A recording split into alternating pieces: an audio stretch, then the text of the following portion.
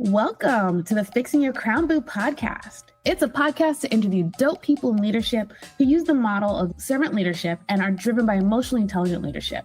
And they are passionate about lifting others up to empower their success because the pie is big enough for all of us. And we can all find a seat at the table. I'm your host today, and I'm JD Johnson, and I'm a coach, consultant, and career strategist turned entrepreneur. I'm originally from Toronto, Canada, but I've been living and working in the Bay Area for the last 10 years. I have over 20 years of experience in a variety of industries, including manufacturing, telecommunications, customer experience, retail, CPG, and technology. And I spent the last 8 years as a consultant, and that's with expertise in project and program management, as well as a dash of change management. In my consulting career, that's where I really discovered a passion for leadership development and emotionally intelligent driven leadership frameworks and styles. I would love to change the organizational culture landscape by transforming the relationship between employers, managers, and employees by addressing how new and emerging managers and leaders are prepared for the people side of leading teams. Today, I have with me an award-winning executive coach and Black woman-owned business owner. And she has 2 decades of experience to help leaders excel in their careers, build assurance, and achieve personal and professional fulfillment. Her expertise includes strategic hires, corporate training, workshops, and executive coaching. And she's aided global companies in recruiting and retaining top talent. Her role is to assist corporations in developing talent, enhancing succession planning, and integrating life and career coaching to unlock individuals' potentials. Her approach empowers women with self-advocacy, assertiveness, and negotiation skills. This is paving the way for their advancement. Her passion lies in career confidence and life transformation coaching, guiding women who are stuck on the corporate ladder to find purpose-driven focus and alignment in their personal and professional goals. Welcome, Kadine Cooper. Thank you so much, JD, for that warm welcome. Lovely to have you here. And I wanted to start us off to ask you, did I miss anything in your introduction? No, it was perfect. And you know what's so funny is whenever I hear the introductions, I'm always, oh, that sounds so nice. Who are they talking about? Well, you are pretty awesome. And I'm so glad to have you on the podcast today. No, it's an honor, truly an honor. If you don't have anything to add, I always like to start us off with a fun quote. So I have here that your favorite quote, and I feel like a few people like this, which is people will forget what you said, people will forget what you did, but they will never forget how they made you feel. And this is by Maya Angelou. Tell us a little bit more about why this is your favorite quote and why it really speaks to you. Where do I begin? So I think it stems from my HR days and always wanting a person, no matter what role they came in for. When I was interviewing them, I always wanted to make them feel welcome. I wanted, because I was the first point of contact in most conversations. So I wanted to give them a sense of what it would be like to work with the organization that they were interviewing for. But to also add to it, ensure that they were comfortable to be their best self as they were showing up in the interview. So I was never a stiff interviewer. I was very warm and welcoming, and I would just ask random questions, more to get to know them as an individual. And so that's the feedback that I received from some persons is, you don't seem like the typical HR person. And I was like, I don't know if that was a compliment or not. But then when I heard from more than one candidate that said the same things, yeah, you made me feel really comfortable. You made me feel really like I could just be myself. I didn't have to pretend. And that's the intention. And so I transfer that same coaching style or energy even into my coaching sessions, because I want to hold a safe and psychological space for anyone that I'm coaching to ensure they're able to be their ideal and best self with zero filters and no judgment. Because I want them to feel like what Maya Angelou says, I want them to feel something after leaving our conversation, if that makes sense. Absolutely. I love that. I feel like you hit on some really key things around psychological safety, because that's a huge, I geek out about making people feel safe and creating spaces that empower people to be their best selves. Exactly. I'm big on that, because I think I didn't see it enough when I was in corporate spaces. That and emotional intelligence are 2 things that I'm very big on. Oh, yes. I know you and I have had conversations around how important emotional intelligence is and how does it really not only create spaces for people to be their best, it also allows leaders to truly shine and really dig deep into who their people are and how they want their people to show up. Well, Maya Angelou was a font of wisdom and she always had some of the best sayings. So I'm just going to keep us moving. And I'm going to start us off with, what was one of your most defining moments in your career? Defining moments. I would say realizing that collecting titles wasn't the same as stepping into my true self-leadership. Because I had allowed every rule or everything that I thought was right to climbing the corporate ladder and then still feeling unseen. So the moment of truth for me was when I stopped waiting for permission and started leading from alignment within myself. And that taught me kind of like, that's when the career shift moment happened for me, because I realized that I didn't have to wait for someone else to promote me or tap me on the shoulder, you know? So I always felt like I was striving for that promotion and climbing that corporate ladder and doing all the things, almost backflips and still not being seen. And then I was just like, you know what? This isn't serving me anymore. And so went on my own personal development journey. And I think that was a defining moment for me. Oh, that is so awesome. I am curious though, where were you at your point of your career when you had this moment? I was a senior talent manager and working for a corporate organization, Fortune 500 company. And in 3 years, I had gone through, I think about 3 or 4 managers. And so constantly having to prove myself for each of those managers. And I just got tired of it. I was like, this is enough. I can't do this anymore. And it's funny because when I went into that company, initially, I was like, oh my gosh, I'm going to retire here. This is it. Company was great. Culture was great. But then things shifted.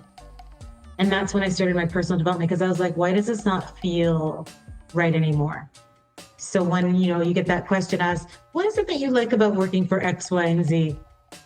And I had to look at the 7 key behaviors and I was just like, doesn't align anymore. And I didn't want to be responsible for injecting talent into an organization that I didn't feel aligned to. One of the things that really struck me around your conversation and how having so many different managers in a short period of time was that is the exact same thing that made me kind of stop and think, because I worked for a large corporation in Canada as well before I moved to the US. And I remember sitting down going, why have I had something like 20 different managers in the 12 years that I've been here? And I think I really feel your point about every single time you get a new manager, you got to retest the waters. You got to, show them that you're this, kind of put on that dog and pony show to show that you're awesome. And it's really exhausting. 100%. I wonder if corporations really realize I get it, right? You have to reorganize and do things based on your bottom line. But I wonder if they really and truly understand how disruptive constant reorgs and shuffling people around are. I don't think they do, to be honest. I think they look at it as the business decision. I don't think they look at the ripple effect that it has, or that they take the time, I would say, to consider what it might have in terms of And I wonder, do you think that there's a way to, because I feel like, quantify this effect? Because I feel it's all about the bottom line. We can quantify dollar spend, we can quantify sales, but the human element is so hard to quantify. And I wonder, have you ever thought about how do we quantify these human elements a little bit more? It's funny that you should ask that, because the last corporate organization I was in, they were going through this big transition, and being in HR at that first point of contact with a lot of employees, I touched a lot of employees in different functions. And we had this thing called directors. And the premise of it was to have an open kind of open discussion with employees to Or how they were feeling, so like a pulse check. And there was me in his meetings, and I was excited for it because I was like, this is how we get to hear our employees' voices and what their challenges are, what their struggles are, and what they would like. So I remember going back to, I think he was the operations and communications manager in HR at that point. And I was excited to give him feedback. And he looked at me and he's like, that's great, but we're not doing any of that. And I was like, what? Then what we're doing this for? Just for show? Just to say that we are? And I was like, that didn't count me out. If that's what the intention is for you, then I'm not going to waste my time. And I don't want to be the face of that. Because I've always been very protective of my brand. So that was another thing that kind of did it for me. And I was just like, nah, this is not right. Ooh, so like that whole, we're going to do something that's going to look like it's really great, but then we don't really do it feeling. Exactly. Why bother? Because it sounds good. It sounds good, but it didn't feel good to me. Fair. So as we think about the human element and we think about how do we show up like corporations, individual business owners, and we think about how we show up in business, one of the things I'm curious about is who for you was like that person, your hero, who really like stood up and really showed you what you wanted to be and what you wanted to emulate? Can I share two with you? Absolutely. So the first person that comes to mind is my mom, because I was raised by a single mother. And just watching her kind of the way she navigated through her life with that kind of quiet strength, like nothing was breaking her, but she was just going to push through that unwavering standard. That kind of taught me a lot. Dignity, determination, resilience, work ethic. My mother used to work 2 to 3 jobs at one point. So like I, at one point, worked 2 to 3 jobs. So what to do and what not to do, I would say, in terms of work ethics, because that was definitely not sustainable. But just to look at her emotion and the way that she carried herself. And then the other person is my grandmother. So my mother's mother, who also helped to raise me. And she was like the Mother Teresa in our neighborhood. So we had no idea at some point, growing up as a child, my cousins, like, who's really your auntie or your cousin? Because my grandmother the house was open to everyone. Like my uncles would bring in friends and they would be sleeping on the couch and it would be Uncle so-and-so. And so just having that open, unconditional heart, I think looking back at now, that influence, I think influenced my decision to get into HR and to coaching as well, because I just have that same kind of love and non-judgmental space for anyone who I'm speaking with. And so I look up to them even to this day, because my grandmother's now passed away, but my mom still, and just her strength and her determination I have no idea how she's done it all these years to get through everything, and also being an only child for my mom. So there's just a lot. I feel like we grew up together, but those are the two that kind of come to mind for sure. Aw, I'm so sorry to hear about your grandmother. She sounds like she was such a force for good. She was phenomenal. Like they nicknamed her Gotti. Because she was just like, just pouring into everyone. And even people would say to her, oh, Gotti, you're an idiot because you're doing all the things for all these people. And she would say, don't watch nothing. She goes, if it doesn't catch me, it'll catch my children or my children's children. And I say the same thing to Mike now that I'm a mother of 3. When people say, oh, you're doing all these things, and then I'm like, no, it's okay, because if it doesn't catch me, it'll catch my children or my children's children. So I say the same thing that my grandmother used to say when people used to say that to her. I love that. And I know one of the things that we bonded around was our Caribbean background. So I'm just kind of curious, how much of a role did that Korean background and Canadian Caribbean, because that's a whole other thing, how much of a role did your background and your culture play in how you view the world and the things that you took from your mother and your grandmother? Oh, huge. Being a West Indian Black woman, which is how I identify. I mean, even though Canadian born and raised, the roots are really deep. So that striving, that determination, that hard working ethic has a lot to do with, I think, who I am and how I show up and how I carry myself and protective of certain things that I am. So I would say definitely a huge influence. And you mentioned how your mother and your grandmother being your kind of sheroes influenced you into HR. How did you get into HR and then move into coaching? So that's a funny story because initially I had gone to school for retail and fashion and visual merchandising. So I've had, I would say, maybe about 7 different careers until I landed in coaching. So I was doing that for a while, and then I had my first son, and it just wasn't conducive to being a mom, the hours, the schedule. So I was like, I need to find a 9-to-5 job. And so I was just searching randomly online. Back then, it wasn't really so much online, but going door to door to different companies. But I think I found this opportunity online. I was like, I don't check all the boxes. I'm not going to, probably won't be qualified, but I'm going to apply anyways. Because at that point, I had a lot of retail experience. Even though it was in management, it was still retail.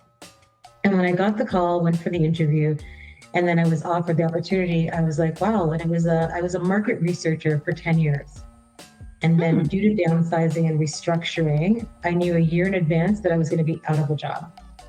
And so I was like, great time to do career exploration. So I worked with a career coach. That was one of the things that we were gifted with. So I worked with a career coach, did a bunch of assessments, and HR came up as one HR social worker. Like those are some of the things that came up. And I was like, into HR, because I liked the learning and development and facilitation too. I used to admire when the HR person that I was working with at that company, just how she engaged with the employees and just the value that she brought. And I was like, I'd love to do that one day.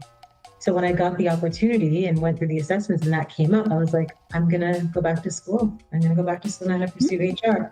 And so that's where it started. And luckily enough, there was someone, because what had happened was the company was going through an acquisition and a merger.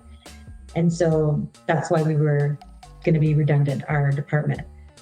But then someone was going on mat leave in that organization, and they had a mat leave HR generalist position come up. And so I interviewed for it. This is like zero HR experience at the time, but I interviewed for it as I was enrolled in school. And when I met with them, they were like, you know what, we'll give you a chance. Since you are enrolled in the schooling and you're going to be able to apply what you're learning in school to the job and the role, we'll give you an opportunity. So that's how I started. I started as an HR generalist. And then from there, it was like recruitment just stuck, talent management, and did that for 19, 20 years. And then coaching was just something I was doing on the side, but not taking it seriously, just who I am, just to help and to serve and support individuals. But it really lit me up. I really enjoyed when I saw people get their own aha moment and revelation. And when I could see, because we can see other people's brilliance and their greatness, but it's when they see it that I'm like, wow, that just having a little part in that. And also when I was going through some of my transition after quitting my job, because I quit, I didn't have a backup plan, but I quit corporate.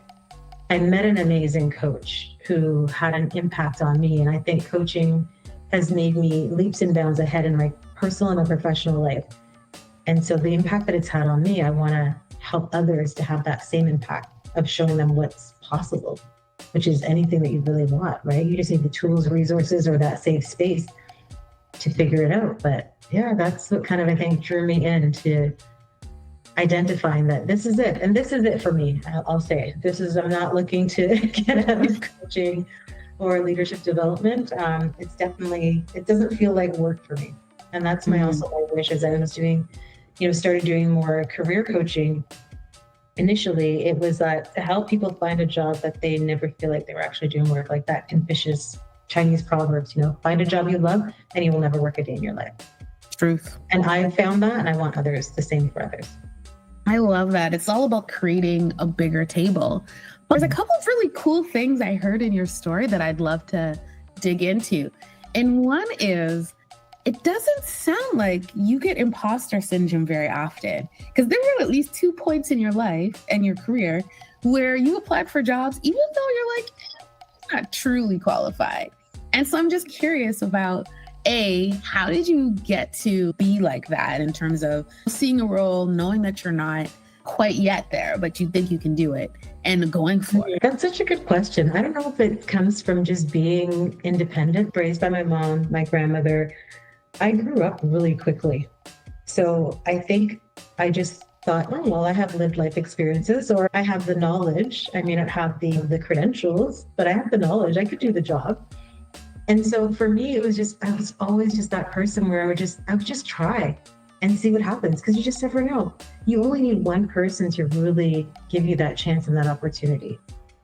Right. So honestly, it was just maybe it was my determination or just being very ambitious and always seeking for the next and the next. Like I said, I'm an overachiever. So I think that's where it kind of stems from. It's just like different now, though, funny enough. I feel like the imposter syndrome kind of creeps in a little bit more now, being like a solo entrepreneur than it did back then. I think it was it's so weird, much more of a risk taker and just, no problem putting myself out there. But now I feel like, am I doing enough? Am I showing up the right way or enough? So yeah, it's funny. Back then, no.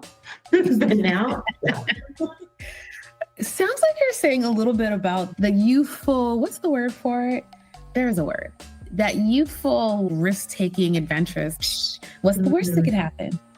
Yeah, exactly. But what I will say is I find myself kind of leaning back into that, because very risk averse still, I would say. But I find myself leaning back into that what's the worst that can happen? What's possible? And during even the pandemic, my eldest son and I, as I was in this transition of what do I want to do? What's my brand? What do I stand for? We came up with this term, create every opportunity. And that's what CEO means. I had to, because he's like, Mom, that's what you're doing. You're creating opportunities. And I was like, that's CEO. So I talk a lot about self-leadership and owning your career and not waiting, because that was me waiting for that tap on the shoulder. But then as an entrepreneur, there's no real waiting. You have to go out there and get what's yours, make your own table, create your own table. So create every opportunity is something that I encourage all my clients to do. It's like, if you could be, do, and have anything, if I could wave a magic wand, what would it be? And then once it's clear to them, it's like, okay, then let's figure out how we're going to get there. Right? Just a strategy, but you can create what you want. You just need the right tools, resources, strategy, and support to make it happen, and the grit and the resilience that anything is possible. I truly believe that. Ooh, I love that. And I think you hit on something really interesting for me, at least, which is, how do you create opportunities? And the source of it, like, to me, what I heard from you was, you really have to dig into what are your values, what are your dreams, what are your goals, understanding what and why you want to do what it is you want to do. Such a great question. And it's honestly one of my favorite things to start with clients at is their goals and their foundations. And I always share my 5 Fs, because mine are 5 Fs, my core values. And it's faith, family, fun, freedom, and flexibility. And it's so important because it's your anchor, right? The foundation of when you say yes to something, it's truly a yes. And when you say no, there's no FOMO or fear of missing out because it doesn't align with you, right? So I give you an example. When I quit corporate, I would say maybe about a month, if even that, I got a little bit cold feet and I was like, what did I just do? Like, I've got responsibilities. I knew I would be okay for at least 3 months, right? I set myself up that I could take the time off and to just figure myself out and reground. But I got cold feet, and I remember calling my coach, and he was like, Kadine, I'm going to call BS. He goes, as your coach, I can't tell you what to do. He goes, but I guarantee you, if you go all in on this and you invest in yourself, he's like, there's no way that you can fail. And so I remember I had an offer, even a full-time offer, to go back into an agency role. And he goes, you can take it. He goes, but I guarantee you about 2-3 months in, you'll be right back here telling me you're feeling unhappy, you're feeling stuck, and you're not feeling fulfilled. And he's like, think about it for 24 hours. I thought about it, honestly, JD, I think for like 10 minutes. And I was like, he's right. He's absolutely right. And so again, leaning into my values, looking at that opportunity and being like, is this going to align with my values? And it wouldn't have. But I did accept a couple contracts, again, fear. I did accept a couple contracts in similar roles with agencies. And about a month or 2 months in, because they were like 3 months, maybe 6 month contracts in the height of COVID as well, like 2020, yeah, I think 2020, 2021. And yeah, I realized very soon after saying yes and getting into the weeds of things, this is not for me, it doesn't align. So now my saying is, if it doesn't align, now I must decline. If it doesn't align, now is not the time, right? If it doesn't align with the faith, family, fun, freedom, flexibility, if I look at that, how am I honoring my value if I say yes to this? How am I honoring my value if I say no to this? So what is going to serve me in this? What's in it for me? So I use that so when you talk about the values as the foundation, I use that now as my foundation. Before I say yes to something, I'm like, okay, is this going to impact any of my values? And then if I have to say no to it, I'm like, okay, it's a no. It's just a no. And I'm sure it feels so much easier to say no when you're like, wait, this doesn't hit my values. This is not serving my goals. Exactly. Yeah. And you know what? It's really interesting that you talk about your values and that you have your 5 F values. One of the things I like to do with my clients is I call it a blue sky exercise. And it's really all about, I got this from business school, the term blue sky, because they have blue ocean.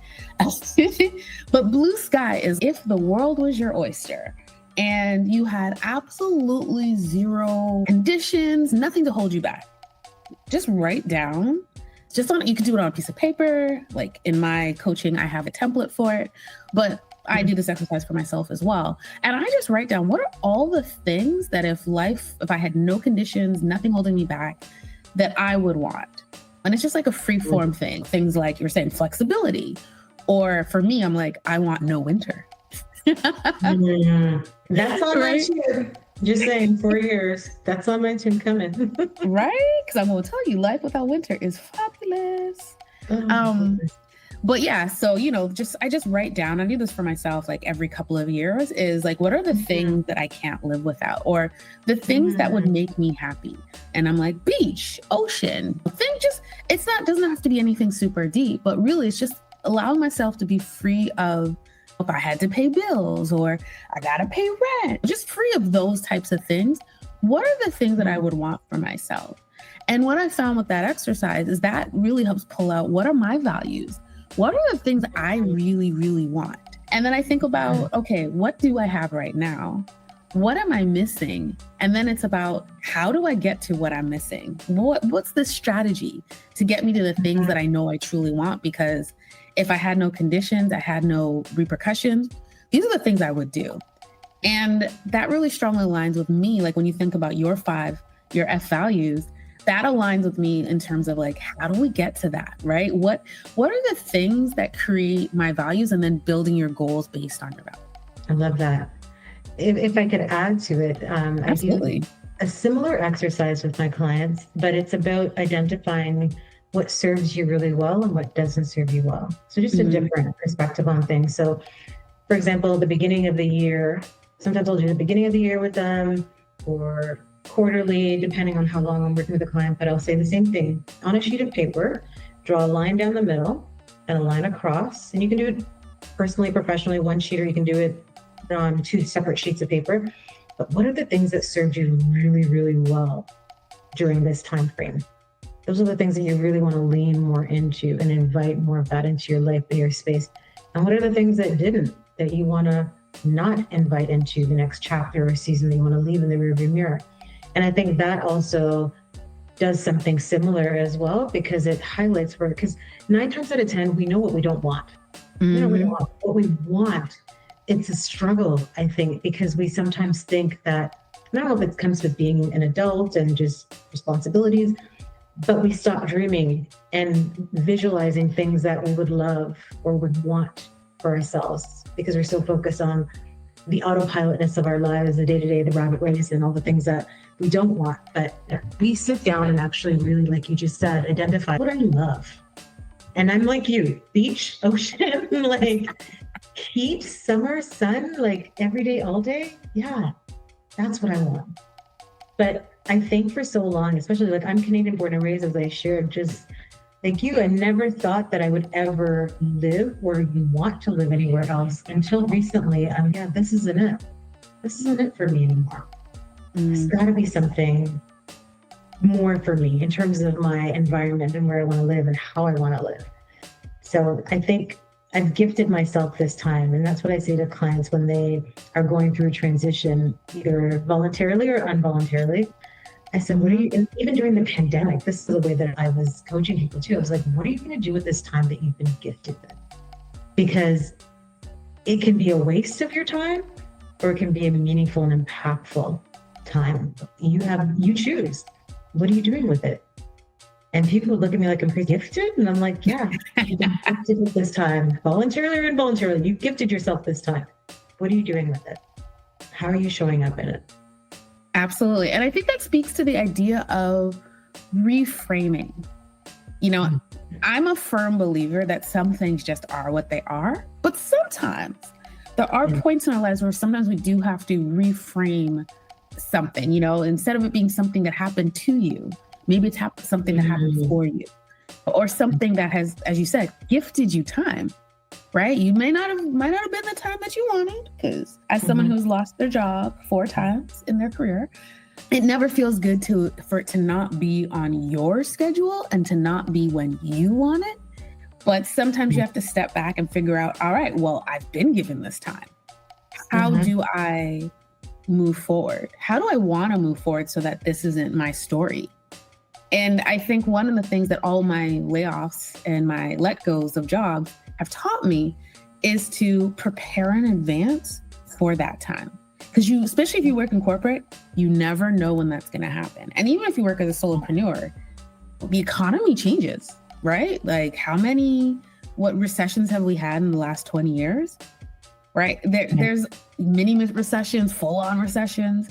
So preparing yourself and being ready for these moments, for me, has been such a key learning from moments that felt absolutely terrible in the moment. Yeah, no, that resonates with me as well too. I've never been late. Well, I guess I went through the restructuring, but as I mentioned, I had a year's notice. So I knew I was going to be out of a job. And any other opportunities that came, I always tried to make sure that I had something before I left something. I've never experienced that. Although I will say contracts, I'd have a contract here and a contract there, but they were continuous contract. But then when there's that lull period, that was tough. Yeah, I never really had that experience, but had it in a different way. Yeah. And I mean, those layoffs are just one form, right? It could be when you're unhappy or this job is sucking the soul out of you. These are all moments for you to reflect and reframe, what do you want in your life? Yeah, exactly. So we talked about your sheroes and the women who you look up to. Are they also your biggest cheerleaders, or do you have someone else in your life that you would call your biggest cheerleader? Yeah, I have a girlfriend that I would say is definitely my biggest cheerleader, and a business bestie, actually a couple business besties, some that I've met on this entrepreneurship journey and some that I worked with when I was in corporate. And even clients that I've worked with, I find that we're still connected. They'll still reach out from time to time, because that's something that I mean, wrong or right, but I offer that to my clients, back pocket access. I'm just a call, text, or an email away, because I'd rather be that person to support, even if it's a 15, 20 minute. I've been at the gym, JD, and I'm voice noting clients, because in that moment, they needed someone or something to either shift their perspective, to ground them, to calm them down, to center them, however you want to phrase it. And if I could be that person for someone, and so that, I think I get cheerleaders from that, because I offer that, but also honestly, that's just me being me. I don't mind being of service to someone. If I can pick up the phone, I'll pick up the phone. I always say that too. If I can pick up, I'll pick up. If not, then I'll let you know when I can get back to you. But for me, it's just being there for individuals, but the supportive feeling of someone that keep going. I would say my business bestie, for sure. She's one of them, and another girlfriend of mine. too. When she sees me, she just lights up. She's, what are you doing now? What are you up to? And even on socials, just like cheering you on too, liking and resharing, reposting stuff that you put out there. So yeah, there's a couple individuals. And when you think about them, I hear how you light up and you get, thinking about their relationship with you. How would you say that having these cheerleaders have really made a difference in your life? Oh my goodness, huge. I think if it hadn't been for some of them, I probably would have gone back to corporate finance. And there's been a couple times when I'm just like, what am I really doing? And is it really making a difference or an impact? Am I really helping and serving and supporting individuals? And why can't I find my people during those low times? Why can't I find my people? And just having those persons come my mini board of directors or board of advisors that I can reach out to and be, today is really, I'm feeling really stuck. I'm feeling really stagnant. And it's a reminder of the good that I have done and will continue to do. And it's sometimes coaching myself too and being like, you're someone's possibility. You're someone's possibility. If you're not there, if that person's missing out on their possibility. So that kind of motivates me, pushes me, and encourages me to keep going, even when the times get tough, just to keep going. And I think we all need that. Community is important, really important to me. Yeah. Absolutely. And I think one of the things that springs up for me is just thinking about when you have these cheerleaders. For me, it's my dad. He is my biggest supporter. He is my rock. When I'm feeling down, he's the one person who I feel like I can talk to that's no judgment and always in my corner looking to help me out. And I'm just kind of curious, as you think about how these people have helped, have you helped yourself in terms of managing your own growth trajectory? You've had a couple of different career changes, retail, marketing, now HR, now solopreneur. How have you actually managed your growth? I would say through intentional reflection, some structured development, but just being very intentional, coaching, learning programs, mentorship. I meditate. I'm very spiritual, so meditation to recalibrate, which is what I've been doing for the last couple of weeks because I facilitated a masterclass because I'm someone that goes all in. I don't know how to half stuff or half do something. So if I'm going to do it, I'm going to do it. I'm going to do it hard. I'm going to do it well. And so I facilitated a masterclass a couple weeks ago and legit had to take 2 weeks to just be, okay, now what? I'm intentional about planning my next move or my next offer, right? It's not just like a whim for me. So it's many things. And it's having all these things in my toolkit as well that helps, right? So the being still, the journaling, the board of advisors, it's all of it. The events that I attend that kind of re-energizes me and kind of helps me to recalibrate. And then going back to just checking in with my values, so often just to make sure that the direction that I'm intending to go into, it's still gonna really fuel me and feels true to who I am. Oh, you said something that just reminded me. I don't remember where I heard this, but it's something that has always kind of stayed with me. And it's the idea of your North Star. And it's this whole thing where, for you, your values, is this serving you? Is this not serving you? These are North Stars that when things are cloudy, when things are crazy, you can look at your North Star and be like, am I aligned and pointing towards my North Star? And then that gives you purpose and strength to realign if you need to, or just take time to enjoy where you're at. Love that. There's another kind of modality, if you want to call it that I leverage myself, but also with my clients, is a moment mantra. So something that you can say to yourself or look at, because I always tell them, write it down, put it on a sticky note, put it in common areas or areas that you frequent. And it's something that you can say to yourself to kind of shift you back into perspective or back into your North Star or your compass.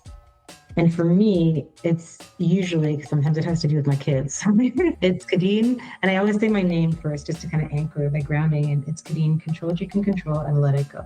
Control what you can control and let it go. And I'll say it to myself 3 times. And usually by the time I get to the 3rd, control what you can control and let it go. Okay, what can I control here? And then I have scriptures as well. There's a bunch of different things, but that I think is one of the tools that helps me to kind of realign with my North Star, you said, or my internal compass. Oh, yeah. And I think I love that what you said is that's also a huge thing for me, which is the control. What can you control? I love this, like, I don't know where it comes from. I'm terrible at that. But there's that thing about what you can control, what's within your sphere of control. It's like an image, and what's out of your control. And that has always been something I love to look at because it reminds me we can only really control ourselves. And part of my coaching is all about being accountable for yourself, being accountable for your emotions, for your perceptions, how you regulate yourself. At the end of the day, the number one and only person you can truly have control over is yourself. And reminding yourself what is actually within your control, I feel is so powerful. 100%. I agree. Self-regulation, self-leadership, like all of that. And exactly what you said, you can only control you. And the first place you really need to start is controlling yourself and leading yourself, right? Because if you're not able to lead yourself or control yourself or regulate yourself, how do you effectively lead others? Exactly. You can't. You can't. Nope. And that's why emotional intelligence is so important. Like, how well do you know yourself? How well can you self-regulate? So I agree. I agree with you. Absolutely. And I have someone that I know, I'm always asking her this question. I love her to bits, such a sweetheart. But she'll sometimes be like, what if I do this? What if I do that? What if I do that? And I'm just like, okay, but what is your end goal for any of this? What is your end goal in life? And just going back to leading yourself is really and truly a piece of that, is reframing and that bringing it back to, okay, these are all fabulous and wonderful and possible things to do. But which of these things will truly move the needle for you? Which of these things will truly move you towards your goals or make your goals possible? And I feel that's a piece that sometimes we miss. 100%. And that's why the Goals to Greatness Masterclass that I facilitated, that was the exact premise that I used. So sometimes I'll have individuals, because I've facilitated a couple of times, I'll have individuals, I'm like, okay, bring your top 5 goals. And everybody comes and they're excited. They're like, okay, we're going to figure out our top 5 goals. And I'm like, now pick one. Because that one is your priority goal. Because we think we can multitask and do all the things and touch here and touch there. But what if you were to go all in, focus on that one goal, chunk it down and break down the steps that you need to achieve the goal? How wonderful would it be to be like, okay, I actually did it. I focused on it and I achieved it. Amazing. Now I can move on to the next thing. And sometimes those other small goals or other goals are linked to that one goal. But if you could really choose one priority goal from now until the end of December 31st and achieve that goal and say, I actually said I was going to do it and I did it. Good.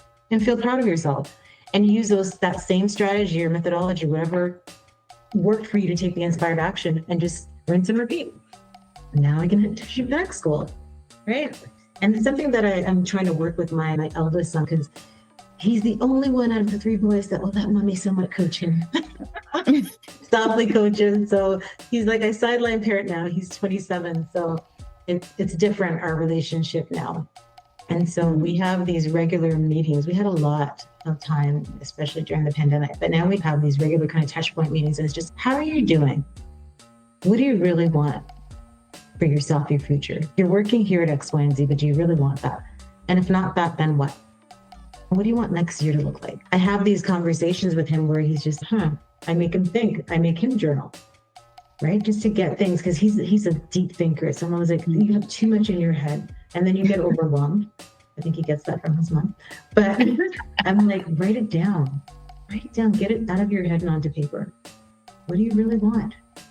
And then we can figure out, how do you get it? How are you going to achieve that? Yes, you definitely have to figure out what it is that you really want, because it's so easy to get distracted by all these other things. It's so easy for imposter syndrome, or, as a solopreneur, I'm sure you felt this, is, oh my God, where's the next paycheck coming from? Oh my God, I need to pay my rent. And you're just, oh wait, but it's important, but it's a little bit of a distraction because you need to focus on what's the goal. And if you have full belief and confidence and put your energies, as you said, towards that goal, you can really move the needle on that. 100%. You just got to focus. What is the priority? What is the priority? Number one.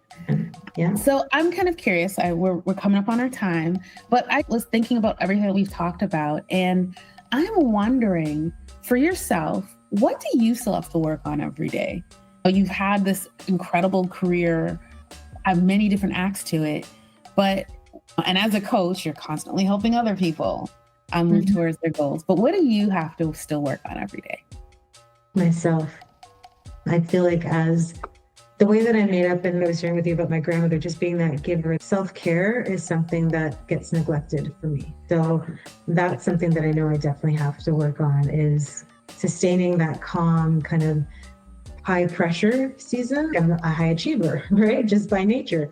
So I consciously try to work on being intentional to slow down and not to rush decisions.